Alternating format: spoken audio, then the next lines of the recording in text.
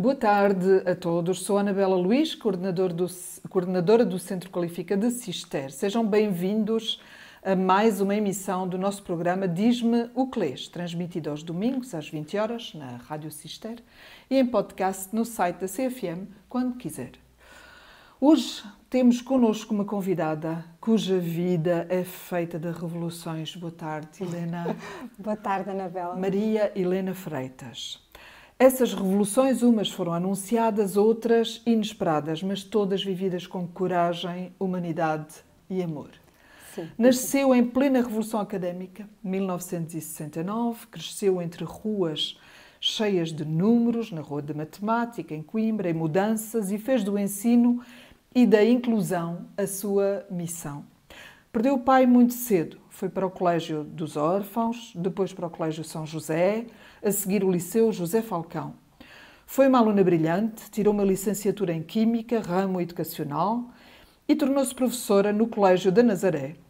Casou, é mãe de 4 filhos e, quando o destino lhe trouxe a trissomia 21, encontrou nesse novo desafio uma nova paixão e um novo combate. Envolveu-se no projeto Escola para Todos. Na publicação do primeiro livro de poemas de uma pessoa com trissomia 21, o Manuel Gonçalves, escreveu o livro Abri as asas e voei para além da trissomia 21. O livro foi pago pela Câmara Municipal de Alcobaça e tem o prefácio do nosso Presidente da República. A apresentação do livro foi feita na Dona Inês, no encontro de famílias com trissomia 21, e houve em Alcobaça 450 pessoas de todo o país. É atualmente presidente da Solidariedade Sublime Associação. Hoje vamos conhecer o percurso extraordinário desta mulher que não se conforma com os limites e que, como o próprio título do livro que ajudou a lançar indica, abriu as asas e voou para além da trissomia 21. Obrigada, Helena, por teres aceito estar aqui connosco hoje e responder a algumas perguntas que nos deixem compreender e conhecer um pouco melhor a mulher leitora, porque também nos trazes livros, mas a mulher leitora que aqui está connosco, que é uma mulher cheia de paixões, muito rica, com um envolvimento extraordinário. Muito obrigada, Anabela. Não sei se serei merecedora de tanto adjetivo, mas espero que fazer o melhor. É sempre aquilo que eu tento fazer. Então, nasceste em plena Revolução Académica, em 1969, e o teu pai dizia que serias revolucionária. Achas que esse destino se cumpriu? Acho que sim. Pronto, como já disseste, eu nasci em 1969, em maio, portanto, estávamos no auge da Revolução Académica e o meu pai dizia, é impossível, ela vai ser revolucionária, portanto, porque eu nasci no Hospital da Universidade, vivi sempre na Rua da Matemática, portanto era ali que tudo se passava a nível de revolução académica e de todo o combate que havia ao sistema ditatorial da altura, com tudo aquilo que os estudantes imprimiam ao processo. E tive sempre uma visão de combate. Portanto, o meu pai, e isso era-me transmitido pela minha avó, o meu pai era enfermeiro, mas estava na administração do hospital, e devido à sua função conseguia ajudar muitas pessoas a não ir presas, internando-as no hospital. Portanto, internava-as e as pessoas não iam presas. Era revolucionário Era revolucionário também, sim. E prestava já naquela altura cuidados de saúde àquelas pessoas que estavam completamente fora do limite. Estamos a falar dos estudantes que eram baleados e que necessitavam de serem intervencionados e que não podiam ir para o hospital, e daquelas mulheres que tinham uma vida muito complicada e que tinham gravidez indesejadas e que, entretanto, faziam abortos de uma forma completamente clandestina e precária e que depois passavam muito mal. Portanto, vivia ouvindo a minha avó contar todas essas histórias, porque não as ouvi do meu pai, porque, como tu já disseste, ele faleceu quando eu era ainda muito nova. E pronto, e a vida aí muda completamente. Portanto, eu vivia na Rua da Matemática, que os meus alunos acham imensa graça, porque ninguém imagina que há uma Rua da Matemática, uma travessa da Matemática e um largo da Matemática. Quem passou por Coimbra sabe. É uma rua incontornável, certo, não é? Certo. Pronto, e o ambiente da Rua da Matemática com as suas repúblicas, portanto, a República dos Galifões. Dos Galifões, dos Corsários das Ilhas, do Raios de Esparta e o Solar do 44. A dos Galifões eu conheço por dentro. Pronto, os Galifões que arderam, depois também Certo, como ato foi um fogo posto. Portanto, toda aquela vida, todos aqueles estudantes, portanto, as repúblicas, para quem não sabe o que é que significam, era uma forma de estudantes que tinham poucas condições económicas estudarem em Coimbra, porque era uma forma comunitária de viver. Havia uma empregada que fazia as compras e que geria tudo o que tinha a ver com a casa e depois era tudo pago de uma forma comunitária. As despesas eram divididas por todos e tornava-se possível estudar em Coimbra de uma forma mais económica. As repúblicas são protegidas pela universidade. Eu recordo-me que em alturas mais conturbadas a polícia não tem sequer autorização para entrar dentro das repúblicas e vivi sempre com o espírito de tolerância das pessoas que, não sendo estudantes, viviam na rua, mas os acolhiam de uma forma e alteravam. Era normal, o ambiente da rua, portanto, quem passou por Coimbra sabe, o ambiente da rua da matemática era, a noite parecia de dia, portanto, certo. Toda a gente ali vivia e vivia ali de uma forma... E havia quem se transformasse para depois frequentar a rua da matemática à noite. Durante o dia tinha um aspecto e à noite tinha outro. Era. E aquilo era muito interessante, porque as repúblicas eram muito ativas e eu lembro-me a dada altura, ia a sair de casa e só via mesas na rua.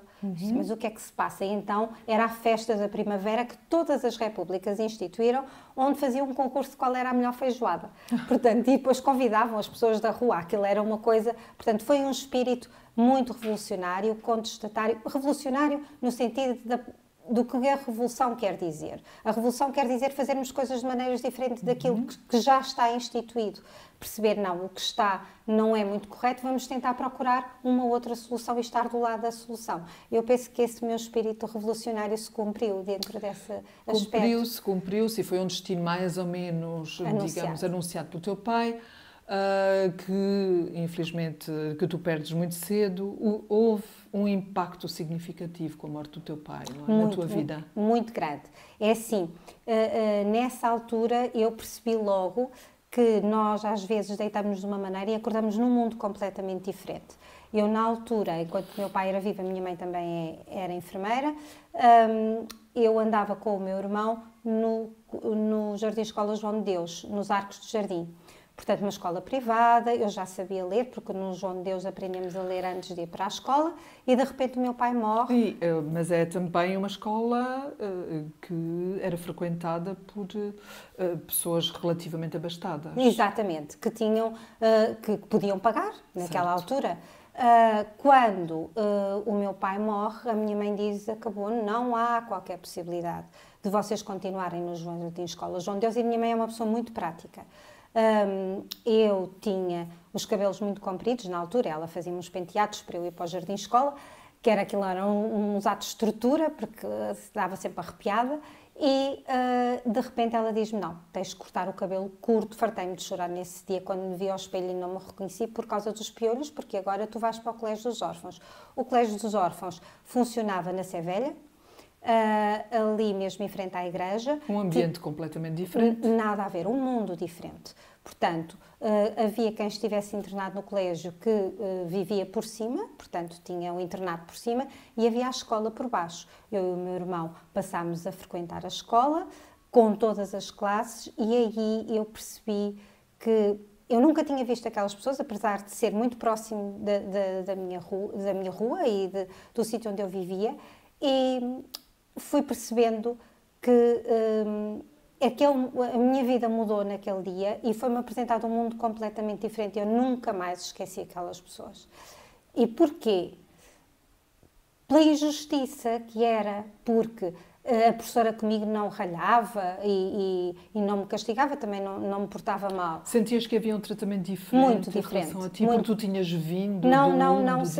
Havia um tratamento diferente a mim e ao meu irmão, porque nós tínhamos mãe. Que poderia ir à escola, perguntar porque é que houve este castigo. Aquelas pessoas não tinham ninguém. Portanto, eu tinha a plena consciência que a professora chegava lá, se estivesse mal disposta, e ralhava e batia em quem quisesse, e aquelas pessoas aceitavam aquilo, já também sabiam. Não tinham como se defender, não é? Não, e uma coisa que me fazia impressão, e isso ficou-me para sempre, é que as pessoas dão muitas vezes de uma forma caritativa e davam roupas. E as roupas que davam eram roupas sem botões, porque os botões eram caros e os pobrezinhos não precisavam lá dos botões, que era horrível. Tu vês uma pessoa sem botões e ter que pôr alfinetes de dama. Eu, quando fui vestida para a escola, o primeiro dia, com as roupas que levava para o jardim escola, fui completamente gozada e disse à minha mãe, eu nunca mais vou assim para a escola, porque ninguém tinha aquele tipo de roupas. E, para além de, como eu te disse, não tinham botões, as roupas muitas vezes iam rotas. E eu digo muitas vezes às pessoas, quando pensam em dar qualquer coisa, pensem que tem que ser alguma coisa que também pudessem vestir. Esteja bom, não esteja roto, não esteja danificado, tenha botões. Eu falo muitas vezes nos botões. A importância das etiquetas. Aquelas pessoas nunca tiveram uma roupa com uma etiqueta. E eu às vezes ponho coisas para dar novas, com etiqueta. Porque não tiras a etiqueta? Não tira a etiqueta porque se calhar vai fazer a diferença na vida de outros. É muito importante nós termos consciência de que existimos nós e os outros às vezes vivem uma realidade completamente diferente. Essa realidade que tu estás aqui a retratar, felizmente, não está assim tão próxima dos dias que agora estamos a viver? Está. Vou-te dizer porquê. Eu, na Nazaré, quando estive, relacionei na altura, ajudei a CPCJ e via que há uma pobreza envergonhada. Okay, e as pessoas têm vergonha. E é assim... Está oculta. E são nichos. Repara, os miúdos do Colégio dos Órfãos estavam no Colégio dos Órfãos, não saíam de lá. Nós não tínhamos recreio. E o padre da Sé Velha permitia que nós fôssemos brincar para os claustros, para termos um sítio fechado para brincar, porque nem sequer havia espaço para brincar. E eu vejo, por exemplo, ali o Centro de Acolhimento na Nazaré, a casinha, eu cheguei, enquanto lá estava a doutora Ana, eu cheguei a oferecer no meu centro de explicações, na altura era só meu, eu ainda estava casada, meu e do meu marido, explicações gratuitas a jovens da casinha, porque era importante que eles tivessem outro tipo de contacto. Era importante que eles saiam, porque, imagina, aqueles jovens, muitos deles estão lá porque os pais estão presos, mas eles também estão presos. Então, tu estás-me a dizer que esse ambiente que tu conheceste no Colégio dos Órfãos em Coimbra, também o encontraste na Nazaré? Também o encontras? Continuas a encontrar na Nazaré? Porque assim, quando nós temos o olhar, nós temos a capacidade de olhar para as pessoas, essas pessoas não se tornam invisíveis para nós. Eu, a propósito da associação, que depois falaremos, da Sublime, tivemos o projeto da Missão País e eles estiveram com os nossos jovens. O grupo que esteve foi um grupo que veio do Instituto Superior Técnico. Estamos a falar de uma das melhores escolas de engenharia do país.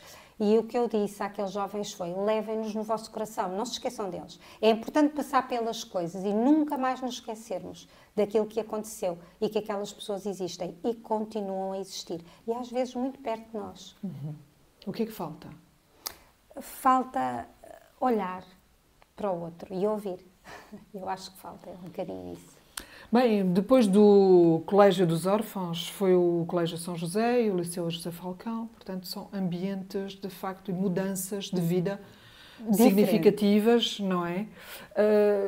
Como é que foi, tu tiveste de te adaptar sucessivamente, como é que foi aprender com estas adaptações? Como é que foi crescer com essa necessidade de te adaptares sistematicamente a ambientes diferentes? Eu acho que isso não foi, é assim, as mudanças nem sempre são más. A mudança para o Colégio dos Órfãos foi má. A mudança para o Colégio São José foi boa. Na altura, a professora da escola primária disse à minha mãe, porque percebeu que eu estive lá sempre num grande sofrimento, mas o sofrimento nem era só por mim, era pelos outros e pelo aquilo que eu via e que não, como enquanto criança que era, não poderia fazer mais nada. O que é que acontece? Propôs-me se eu teria a possibilidade de ir para o colégio. E havia uma tia minha, tia da minha mãe, que era freira no Colégio São José, que propôs. O Colégio São José era um colégio só de meninas e só professoras, de bata, e eu adorava lá andar. Portanto, tudo muito organizadinho, chegava à altura, faltava um professor e uma irmã para nós termos uma aula de estudo, muito bem. 7º ano, José Falcão. Uma escola enorme, a maior... Cheia de rapazes. Cheia de rapazes e raparigas, e vem o primeiro furo. E agora, o que é que eu faço porque não está lá a irmã para irmos estudar? E, entretanto, diz-me uma colega minha, olha, vamos para o Ritz. E eu, o que é o Ritz? O Ritz era ali mesmo ao pé do José Falcão e era para onde toda a gente ia quando terminávamos, quando tínhamos furos e quando podíamos fazer. Pronto, e foi, isto é um bocadinho, Anabela, como o Darwin costuma dizer, adapta-te ou morre. É assim, nós temos, e das adaptações surgem resistências, surgem conhecimentos que nos vão dando ferramentas para depois irmos enfrentando a nossa vida e os desafios que ela própria nos diz. E nem todas as mudanças são más. Para o São José foi boa, para o José Falcão também foi boa. Eu depois fiquei lá até o 12º ano, foi um agradável...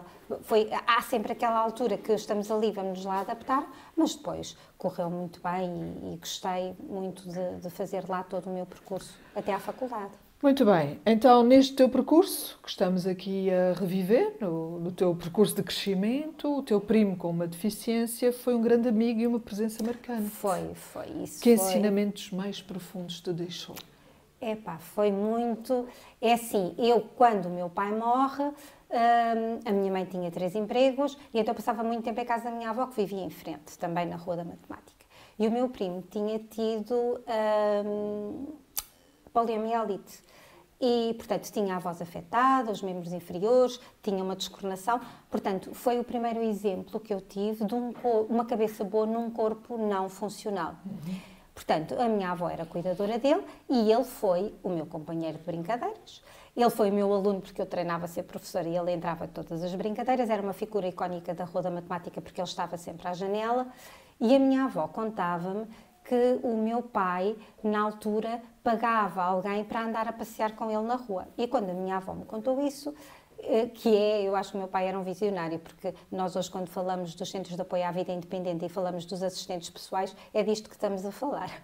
E então eu perguntei-lhe, mas tu não gostavas de ir passear? E ele disse, não, eu estou ótima aqui no meu quarto.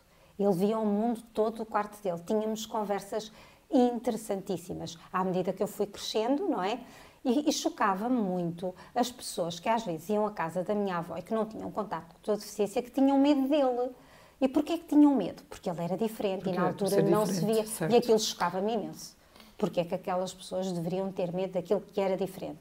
Foi muito impactante porque depois eu passei a ser cuidadora dele e passámos a ter uma relação ainda mais próxima. E o que é que eu aprendi? É essencial, porque a pessoa com deficiência continua a ser pessoa. Claro. E ele queria a garrafa de água naquele sítio, ele queria levantar-se àquele sítio, portanto, eu às vezes levantava-me, ia levantá-lo e depois ia-me deitar outra vez. Porque ele dizia, tem que ser àquela hora. E eu percebia perfeitamente que eu não tinha que impor o meu ritmo a ele. Mas ele precisava do ritmo próprio E precisava de ajuda para ter o ritmo dele.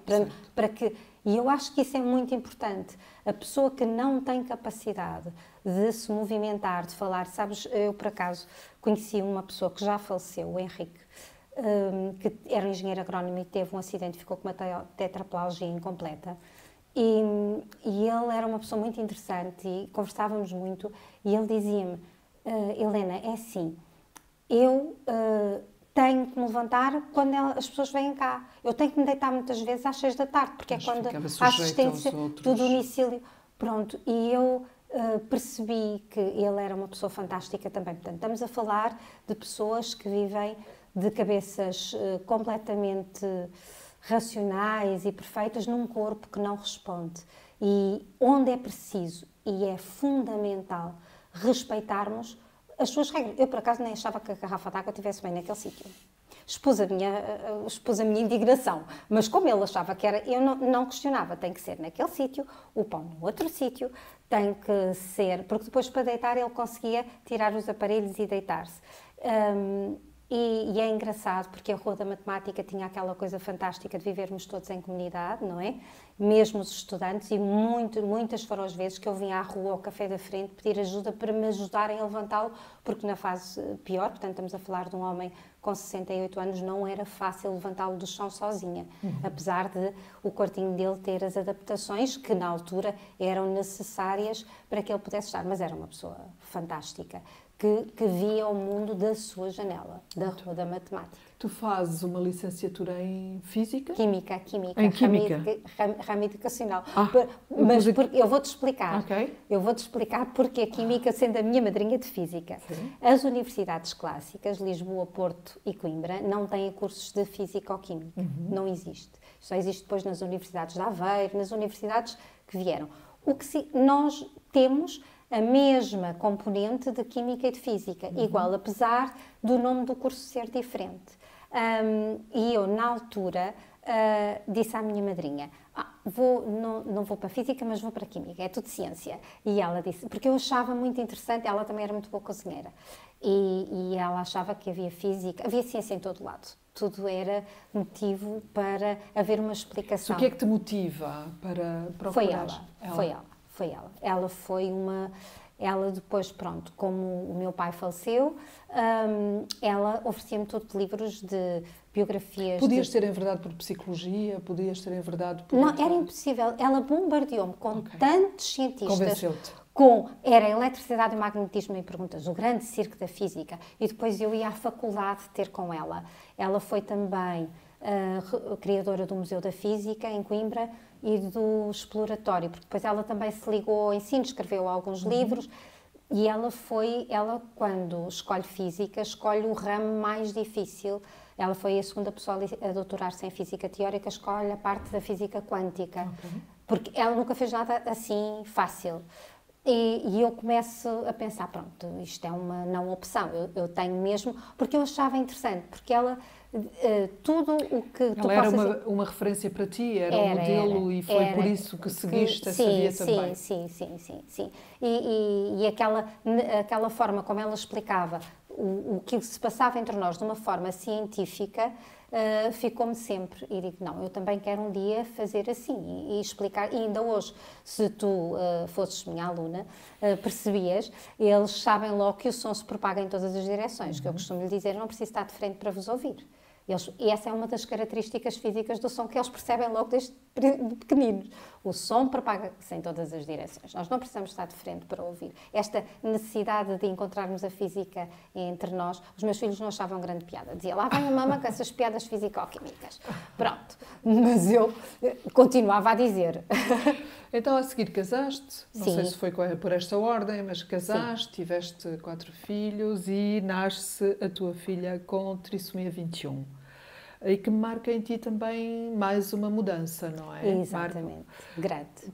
Explica um bocadinho o que é que tu sentiste na altura, como é que foi lidar com esta situação, até para quem nos ouça e que também conheça situações deste género. Pronto, então é assim, eu...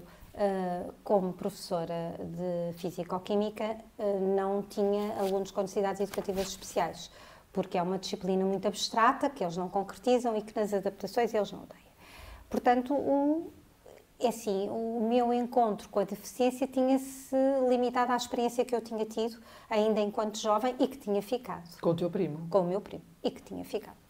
Entretanto, eu não tive diagnóstico pré-natal da Beatriz, o que significa que é ainda dentro da sala de partos que sou confrontada com a possibilidade dela ter trissomia 21. E então... Explica um bocadinho em que é que consiste, pode explicar? Posso. Então é assim, é trissomia 21, porque são 3... Tem mais um cromossoma. Tem mais um cromossoma no 21. Okay. O que é que significa? Nós temos 23 pares de cromossomas, o que significa que um é muito grande, depois eles vão diminuindo de tamanho, portanto, as pessoas que têm problemas nos cromossomas anteriores, nos que têm um número menor, têm muito poucas possibilidades de viver, porque eles têm uma grande informação genética. O caso do 21 não é dos maiores, porque já é dos últimos, e, portanto, em vez de a Beatriz e as pessoas que têm trissomia 21 têm 3 cromossomas. O que lhes traz esse acréscimo de material genético traz ali uma quantidade de complicações e comprometimentos. Ora, isto é uma coisa que a pessoa pode olhar, portanto, ela nasceu e vê-se, mas só se tem a certeza fazendo o cariótipo. Na altura, a médica, ainda na sala de partos, teve essa suspeita que a Beatriz poderia ter trissomia 21, uma vez que há características a nível que são de olhos perceptíveis. Mas aí vou-te dizer uma coisa muito interessante. Eu olhava para ela e dizia assim, não parece agora de trissomia 21. Ela é tão linda, não via nada de trissomia 21 nenhum. Ainda na maternidade é feito o cariótipo e veio a certeza do diagnóstico. Mas eu sem achar que ela para mim era um bebê absolutamente normal. Eu nunca vi ali nenhuma, mas eu já não estou a ser, eu estou a dizer isto literalmente. O que é que acontece? Hoje quando eu vejo as fotografias dela enquanto bebê, digo, mas como é que eu não vi? E é interessante porque, falando com, depois conheci outra mãe, por acaso até da Alcobaça, que tem um menino mais novo do que a Beatriz e que estava no ovinho e foi à médica com a irmã. E a médica diz assim, este menino tem trissomia 21. E disse-me ela, mas como é que ela viu? Não se nota nada. E eu, pois não. Lembraste daquilo que tu sentiste porque nós mãe. não vemos. É assim, nós olhamos para o nosso bebê, que é lindo, maravilhoso, ninguém vê lá características de trissomia 21 nenhumas. Faz-me lembrar um bocado da história do Pedro e da Inês de Castro, que ele quando obriga as pessoas a irem-lhe beijar a mão, ela já completamente putrefacta, ele não a vê assim. E isto não é, não sendo explicável racionalmente, acontece. É verdade, aconteceu comigo e eu já tenho falado com outras mães que dizem exatamente a mesma coisa. Ou seja, para nós é um bebê que está ali e é o nosso e é a nossa realidade. O que é a carga? Depois as pessoas virem preocupar, e agora? E o que é que foi? Eu li na altura um texto que é uma tradução, eu penso que holandesa, não sei, de uma mãe que reflete a coisa de uma forma muito simples. É assim, imagina que preparas uma viagem à Inglaterra. Vais ver o Big Bang, vais ver os castelos, vais ver aquilo tudo. Mas não, quando aterras na Holanda. E agora tens que gostar das tulipas e dos moinhos. A questão é que, de repente, nós aterramos num mundo completamente diferente. E da mesma forma que me aconteceu quando aconteceu no Colégio dos Órfãos, eu, de repente, tenho contacto com uma quantidade enorme de famílias que tinham filhos, ou com trissomia 21, ou com outros problemas, porque há muitas deleções genéticas, há muitas coisas sem nome. Certo. Muitas mesmo. Muito E bem. pronto, e foi assim. Pronto, e era um bocadinho sobre isso também que eu queria que tu falasses, que é as lições mais valiosas que tu aprendeste com essa comunidade. Ora, com esta comunidade, o que é que eu aprendi?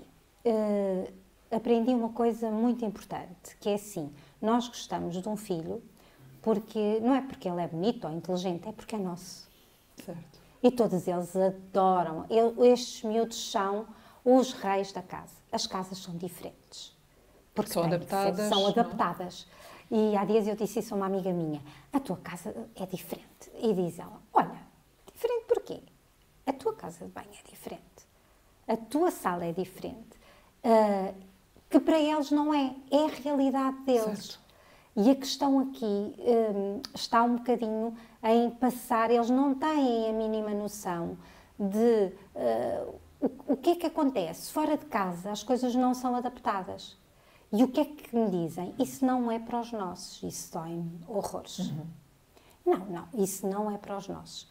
E depois quando nós insistimos e pensamos, realmente, mas não há uma rampa, realmente... Tenho uma pessoa cega que não tem ali. Mas tenho uma pessoa surda. Embora tentando contrariar um bocadinho há uma coisa para os outros e há uma coisa para os nossos, fora de casa o mundo é completamente diferente. É o estilo. É o estilo. É o mundo Aprendi com eles a aceitar o olhar das pessoas. Porque eu às vezes incomodava-me. Ia no supermercado com a Beatriz, ela era pequenina, e às vezes as pessoas diziam, nunca vi um bebê com trissomia 21. Eu disse, mas eles já não nascem grandes. Quer dizer, eles quando nascem são pequeninos. Mas as pessoas tinham muito este tipo de abordagem, aquilo aborrecia-me. E aprendi com as outras mães a dizer, eles não fazem por mal. às vezes até é uma discriminação positiva, é porque vão manifestar carinho. E aprendi realmente, se calhar tem a razão. Essa manifestação de carinho é uma coisa que está muito presente nas crianças com as quais eu me cruzo na escola. Sim. E que vão também até ao bar e têm necessidade de abraçar, têm necessidade de se manifestar de uma forma mais efusiva até do que os outros jovens, não é, com os quais nós lidamos no dia a dia. Mas sabes porque é que isso acontece? Então diz lá. Penso que tu estás a referir aos miúdos aos jovens que depois estão connosco. Certo. Eles são não verbais, eles têm que comunicar contigo de alguma forma. Essa é a maneira deles comunicarem contigo. Eles não têm outra forma. Sendo não verbais, eles arranjam uma comunicação alternativa, que tem muito a ver com o toque, com o olhar. O Tiago é muito o olhar.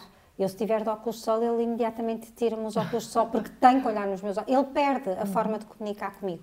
Portanto, o que é que as pessoas estranham? É porque estão à espera, às vezes até chegam ao pé deles, estão à espera de uma resposta e nós temos que dizer, mas eles não falam. Vai ter que arranjar uma alternativa para comunicar com eles e isso é que, esta barreira, e agora o que é que eu faço, como é que eu comunico, que são eles que iniciam. Vamos mexer, vou mexer-te.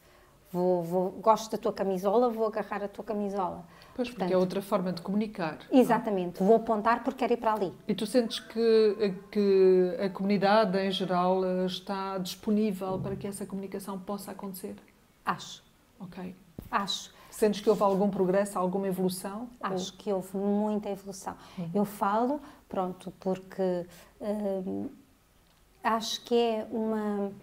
Não tive ninguém, e quando eu digo ninguém, nestes projetos em que eu estive envolvida e que tu já referiste, que me dissesse que não. Ninguém da comunidade me disse que não. Nunca. Nunca. Ninguém me disse que não era para os nossos. Muito pelo contrário. Vamos falar um bocadinho da Associação Solidariedade Sublima? É Solidariedade Sublima Associação. É por esta ordem. É por esta ordem, sim. Fala um bocadinho desta associação. Pronto, ela nasceu em julho de 2023, a 3 de julho de 2023. E porquê é que nasce? É assim, há um conjunto de pais que vai ter comigo a Nazaré, que frequentavam, cujos filhos eram adolescentes e frequentavam aqui o agrupamento de escolas de Cister. E o que é que acontece? Há aqui, na escola inclusiva, há aqui uma fragilidade. Não se pensou que os jovens, portanto, do segundo ciclo até ao secundário, que seguem os horários dos colegas, não têm resposta não letiva na comunidade. Portanto, estes jovens não verbais, não autónomos para comer e para as atividades da vida diária, não têm nenhuma associação, nenhuma atividade que os possa receber em tempo não letivo. Para além da escola, exato. Para além da escola. O que significa, nas férias, os pais tinham muita dificuldade em trabalhar. Havendo essa dificuldade, foram ter comigo a Nazaré e pensámos nos parceiros que queríamos reunir para este novo projeto, que seria então de mãos dadas com a inclusão. A Câmara Municipal, o agrupamento de escolas e o CIARIA como instituição ligada à deficiência. O que é que acontece?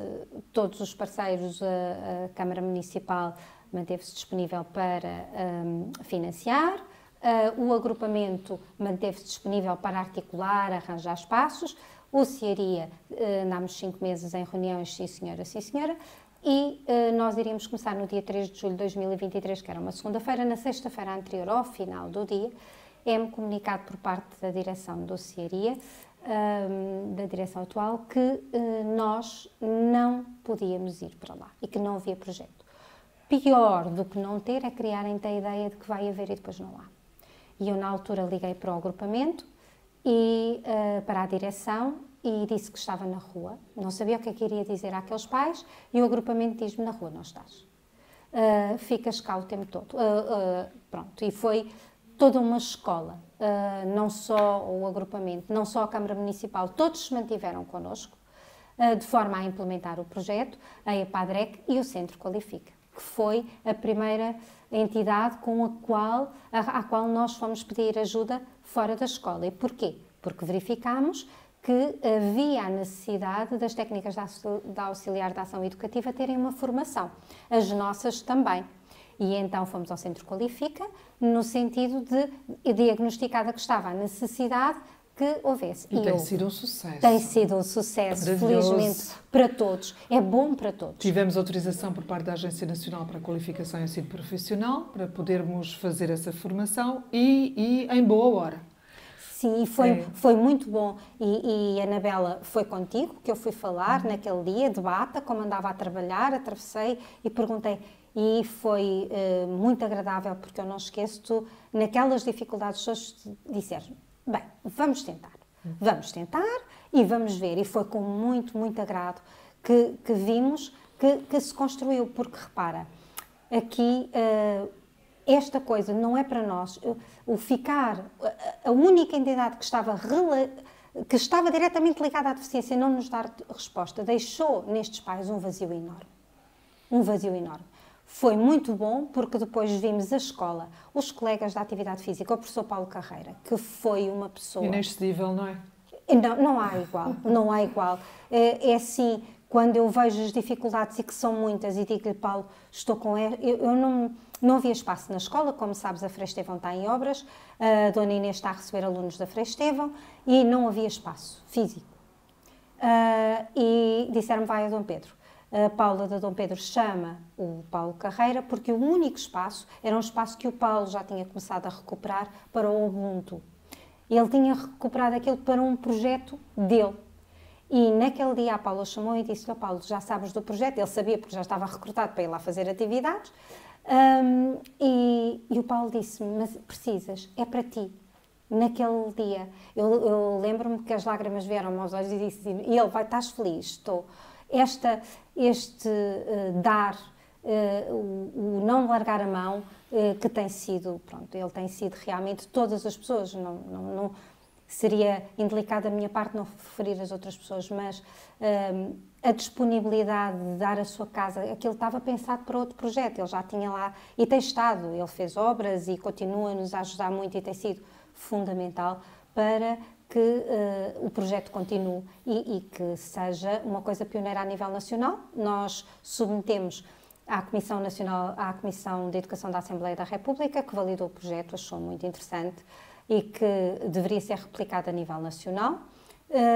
E depois passámos para a senhora Secretária de Estado, a doutora Ana Sofia, fomos lá, ela veio cá, só que entretanto caiu o governo. Já estava na DGEST e agora, mas vamos continuar porque está identificado e sim, vamos e continuar. já inauguramos o espaço e aquilo foi maravilhoso e continua a ser. Claro, e vamos continuar. O meu objetivo é que todas as pessoas que precisam a nível nacional tenham direito, porque nem todos conseguem movimentar.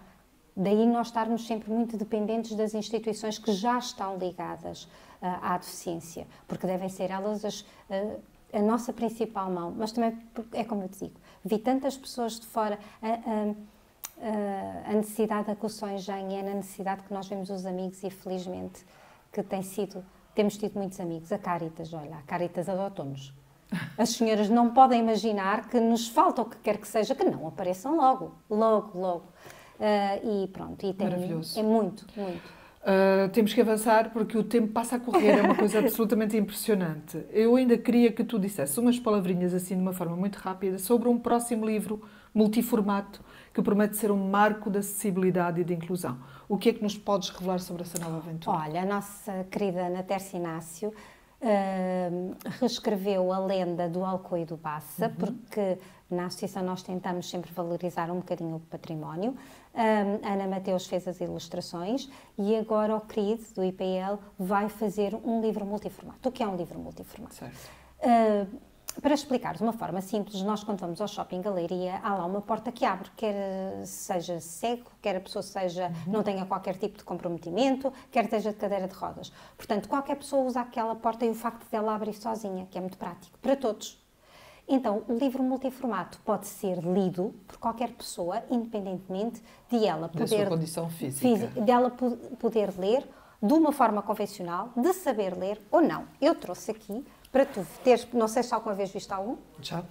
Pronto. Então, temos o QR Code, que faz a audiodescrição. Maravilhoso. E onde te aparece também a tradução em língua gestual. E depois, se abrires... Posso ir abrindo? Sim, se abrires...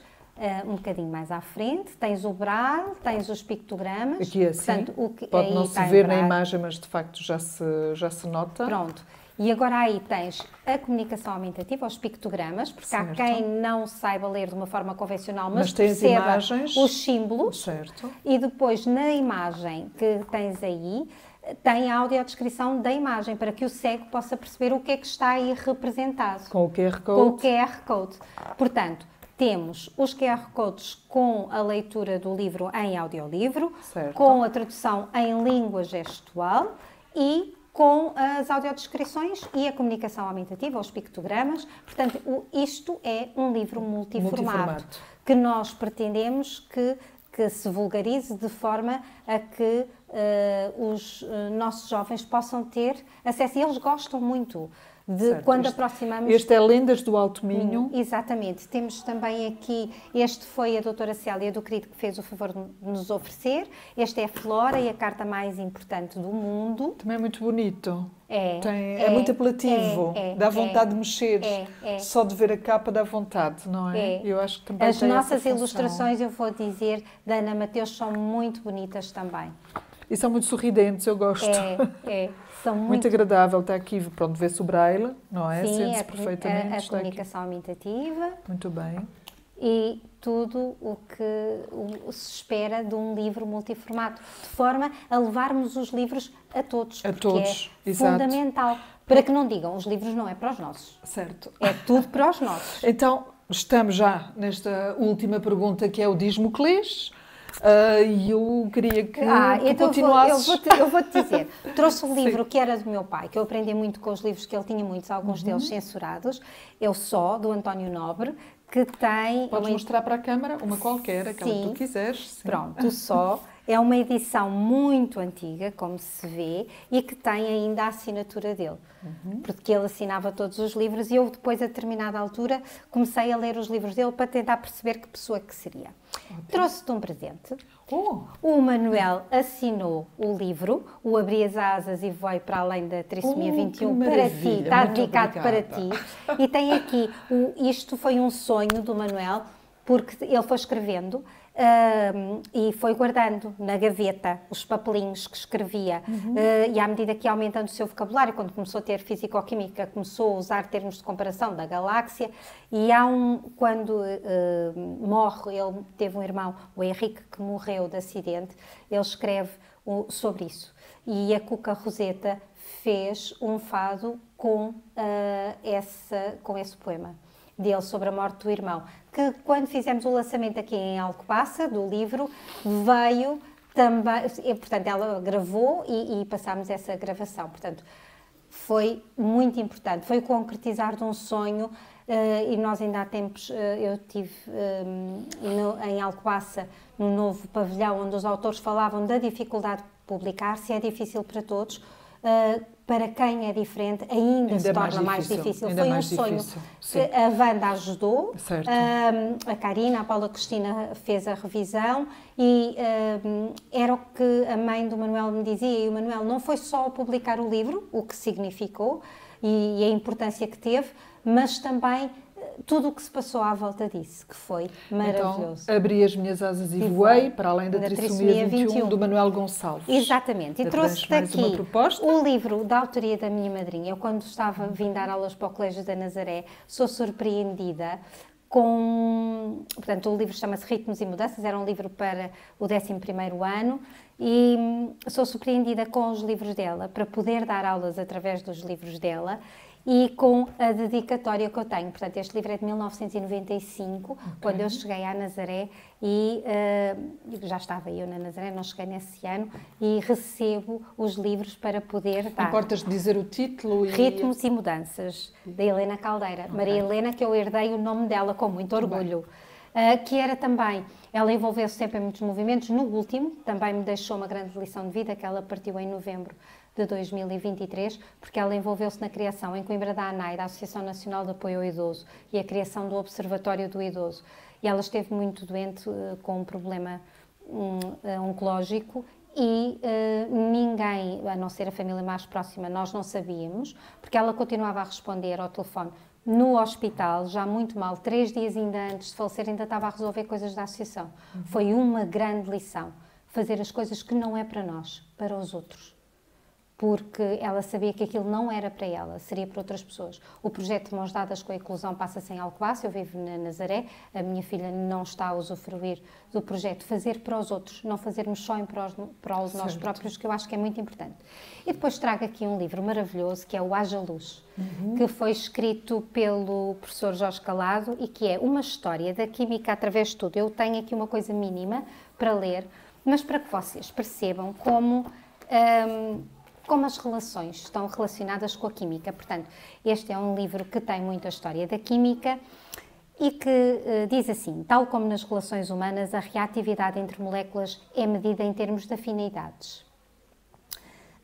Goethe escreveu um romance chamado As Afinidades Eletivas, em 1809, no qual analisou o fazer e desfazer de relações num grupo de amigos. Situações semelhantes podem ocorrer quando 2 ou mais moléculas se encontram, desfazem-se ligações entre átomos e formam-se outras. Isto é, algumas moléculas destroem-se para construir outras. Chama-se a isto reação química. Por isso, afinidade é hoje uma palavra com significado químico preciso. Portanto, muito obrigada por essa leitura. Há sempre, as minhas leituras andarão sempre muito à volta de estes temas e de explicarmos às vezes o que não é explicável. Sim. A luz, a amizade, a afinidade, são tudo temas que também me fascinam e que eu acho que estão presentes em todo lado, sobretudo a luz, não é? Está em todo lado, está em todo lado. Sem luz não conseguimos mais nada. Eu não sei se tu conheces a história do aparecimento da luz na Terra. Eu explico muitas vezes isto aos meus alunos por causa do transporte da chama nos Jogos Olímpicos. Porquê é que se transporta a chama nos Jogos Olímpicos? Portanto, os gregos dizem que a luz apareceu na Terra porque houve um dos tritãs de Zeus que foi à Montanha do Fogo e que a roubou. E esse transporte explica o aparecimento da luz na Terra e a importância que isso teve para toda a humanidade, não é? Muitas pessoas dizem, há dias uma aluna perguntava: mãe, Newton construiu o telescópio, mas não foi para ver as estrelas, foi para estudar a luz. Muito bem, obrigada. Hoje ouvimos uma história de vida feita de superação, de coragem, de amor, de inclusão. A nossa convidada mostrou-nos que as revoluções nem sempre acontecem só nas ruas, às vezes acontecem no coração de uma mãe, numa sala de aula, num livro de poemas ou num abraço entre gerações. Ficamos com a certeza de que a inclusão começa com gestos simples, com palavras que acolhem e com mãos que se dão. Obrigada por nos lembrar que é possível construir um mundo onde todos tenham lugar e que esse mundo começa sempre por acreditarmos que podemos, juntos, fazer a diferença. Helena, foi um prazer imenso ter-te aqui. Obrigada, Anabela. A ti também, que deste a mão. Tu foste das primeiras pessoas a dar a mão. Portanto, foi também muito é o meu lema de vida, dar a mão. Obrigado também ao Rui Pereira e ao Emanuel Moura, que está também associado aqui a este projeto do Dismoclés, aos estagiários, o Rodrigo e o Duarte, que estão ali sossegaditos, não estão atrás das câmaras, mas estão cá. Eu sou a Anabela Luís, sou coordenadora do Centro Qualifica de Cister e encontramo-nos de novo na próxima semana. Muito obrigada. Muito obrigada, eu, Anabela.